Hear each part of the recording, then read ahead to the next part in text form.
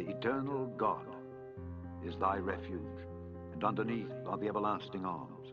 And he shall thrust out the enemy from before thee, and shall say, Destroy them. Israel then shall dwell in safety alone.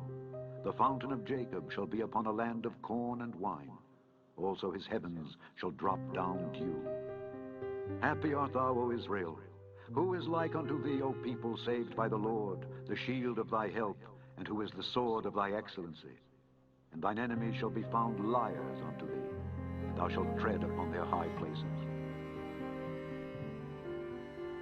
I will gather them that are sorrowful for the solemn assembly, who are of thee, to whom the reproach of it was a burden. Behold, at that time I will undo all that afflict thee, and I will save her that halteth, and gather her that was driven out, and I will get them praise and fame in every land where they have been put to shame.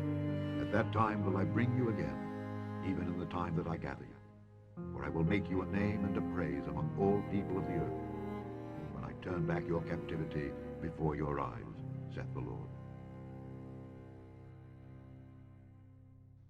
If they sin against thee, for there is no man which sinneth not, and thou be angry with them, and deliver them over before their enemies, and they carry them away captives unto a land far off or near.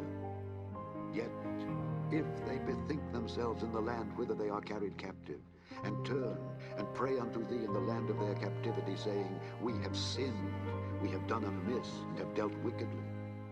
If they return to thee with all their heart and with all their soul in the land of their captivity, whither they have carried them captives, and pray toward their land, which thou gavest unto their fathers, and toward the city which thou hast chosen, and toward the house which I have built for thy name, then hear thou from the heavens, even from thy dwelling place, their prayer and their supplications, and maintain their cause, and forgive thy people which have sinned against thee.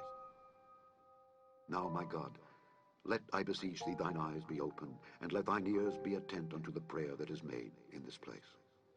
Now, therefore, arise, O Lord God, in thy resting place, thou and the ark of thy strength. Let thy priests, O Lord God, be clothed with salvation, and let thy saints rejoice in goodness. O Lord God, turn not away the face of thine anointed. Remember the mercies of David thy servant.